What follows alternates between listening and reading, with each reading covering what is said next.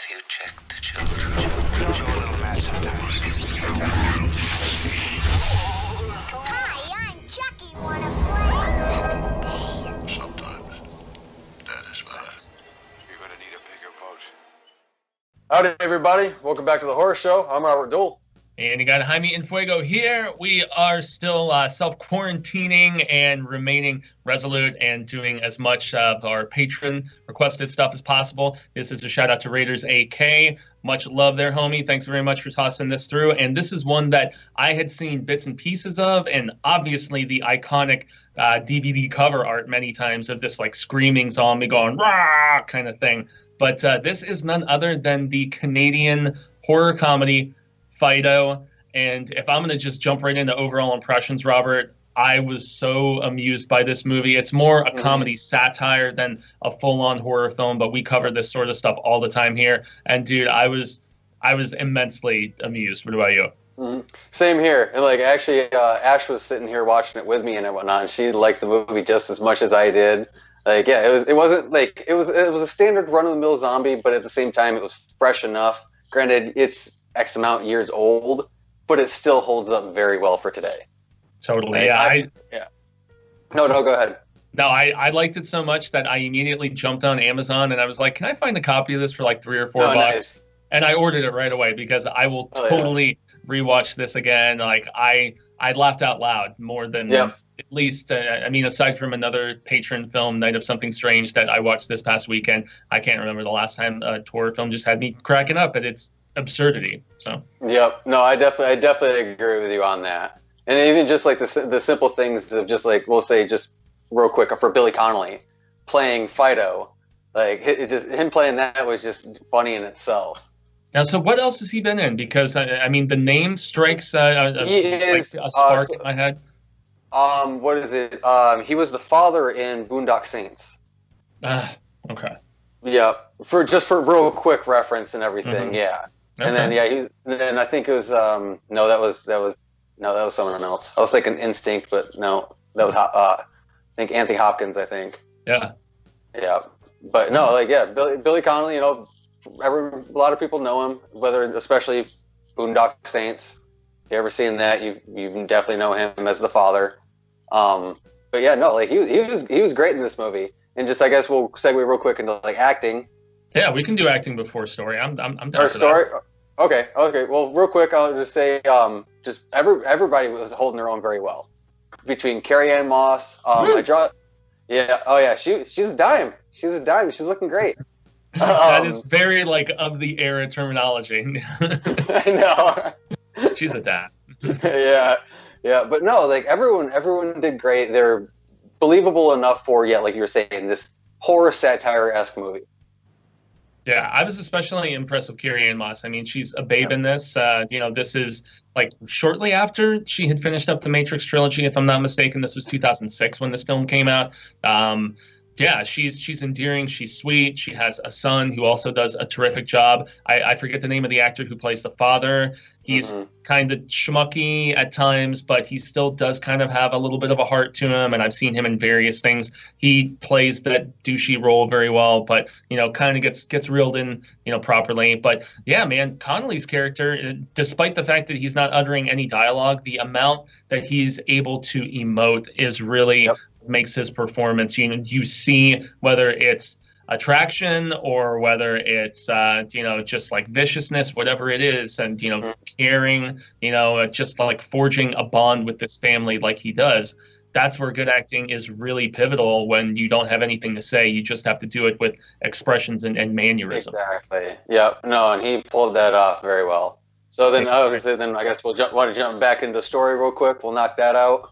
Yeah, man. Story is fun in this because it's like alternate reality of where presumably from these old stock, sort of videos that they're showing the kids in the classroom, what if, at least the way I gauged it, what if there wasn't a World War II? What if instead there was a zombie war? And the zombie war was only won because of this company called Zomcom. And Zomcom is able to, there's this nuclear radioactivity, I guess, which is what caused the zombies in the first place. And so they are eventually able to kill all of these, zombies. But in a twist that's very a la The Walking Dead, if people die in whatever other fashion, they become zombies after they die. It makes me wonder if this was borrowed from that. I can't remember when the comic was originally started to be published, so if this predated it or was right around the same time and they just borrowed the concept. But so in this society, when people die, they will still become zombies, and they are like domesticated with these little collar things. And this guy from Zomcom, who's like the head of the company, organization, whatever, moves on the same street of this family that is Carrie Ann Moss and her husband and her son. They don't want to be the only family on the street without their own zombie, so they adopt one, and he's like a pseudo servant of sorts, and that is who becomes Fido as he bonds with the kid. And it's really not much else beyond that, aside from you probably know where this story will go with, okay, one of these zombies is going to go feral and probably attack somebody, and there's going to be a zombie outbreak and so on. So that was at least predictable and expected, but I was still so charmed with the writing of these characters and, just Fido's relationship with the family, and even the maniacal ness of the Zomcom guy. I don't know. It all worked for me, man. How about you? Oh no, most definitely, and especially with like the bully aspect and whatnot. It was so satisfying to see. Yeah, like it was so satisfying to see that scene when they finally got their dues for picking on him. It's like, and that was a sad thing too. It's like even his dad was like, "Oh, that kid's a loser." It's like, bro, like that's harsh. Like, come on, man. Yeah, but yeah. No, don't other fathers take their kids to the driving range? And he's like, no. Yeah. Yeah, it's like, come on, man. So, yeah, no, it's like those are pretty good ones and whatnot. I was also amused by the guy who used to work for Zomcom, who had his little potty zombie. Yeah. You know there was some nasty stuff he was going on with that. Yeah, so. And they even say at one point, they're like, I heard you lost your job because you have a zombie girlfriend, and he's got this hotsy-totsy bringing him out food and doing yard work and stuff, and he's like kissing her and everything, and she's a zombie with a little collar on. So it was funny on that scene. Yeah, like when he was talking about her, she's like, "Yep, slapped a collar on her before she even hit the ground." It's like, bro, hadn't even started the decomposition process. Yep. She had an aneurysm in her brain in the supermarket, and I got her right away. Yep. You sick son of a bitch. I know.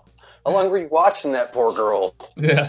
The other part that I thought was really funny is there is this run-on joke of how much they hate old people because of the fact that old people are on the verge of death, and so if they die, they turn right away. And never trust the old. Yeah, there's another infomercial we see about that with the teacher and with the younger girl, and he's like, "Don't trust old people." I was laughing so hard, man. The absurdity of this movie was like right up my alley. So. Yeah, but even like so real quick, like we'll go to like the effects and the kills and everything. They were nice. They weren't overly done, but it was tasteful enough for the comedy that we were going what we had. Yeah, it was still R-rated, man. I mean, there's really no F-bombs or I don't even think there's like nudity or anything in this movie, but it obviously earned its rating for the gore because we're not talking like Day of the Dead Ramiro or anything, but it still it sold its point of, people flesh being torn off and they're zombies. And I thought the makeup work on all of them looked pretty damn good too. I mean, this Fido, as I think about it right now, it's very much is it Bub from Day of the Dead who starts to become a little bit more intelligent and listening to the music and all this other stuff, and just the adaptation of a mind that is still a little bit more there than the average zombie. I guess that's probably where this drew inspiration to a degree, but it took it into such fun, campy fare instead of all of Ramiro's zombie movies are very serious, except for maybe some aspects of land and diary and survival later on. But those early ones, they're very serious and very preachy. They have a message, which I appreciate, but Yeah, everything looked very, very serviceable in this, as far as yeah. like just that they weren't cheap looking zombies. No, not at all. And like they definitely put their budget in the right place, especially between the makeup and even just like set design and the costumes. Because Yeah. taking it back to the 50s and everything when this Z War happened, Mhm. like it was well done because you had a very Pleasantville style that they were Yep. going. Yep, Like, totally. I- Leave It to Beaver, Yeah. I mean, just the perfect, grass in the front yard, beautiful. Like all those vintage cars they had, man, the paint jobs and everything were just pristine. Everything looked so perfectly of era, and that's expensive to get those sort of cars on your set and build that whole set in the first place. Yep, I believe it. Yep. Yeah, and the songs too, man. All the songs were 50s era appropriate, and like the scene where Carrie Ann Moss is like, "Well, if you don't want to dance with me, I know somebody who will," and she starts dancing with Fido and everything, and you're just like, "This is maybe a little bit weird, but whatever. It's fine." Yeah. It's fine. but okay, it does get at times a little weird. Oh yeah. Like there's definitely some. It's like, all right, you're getting a little hot there for a zombie. It's kind The of gross. scene where he was like smelling her and she was like kind of into it. Yeah. Okay. Whatever floats you guys' boat.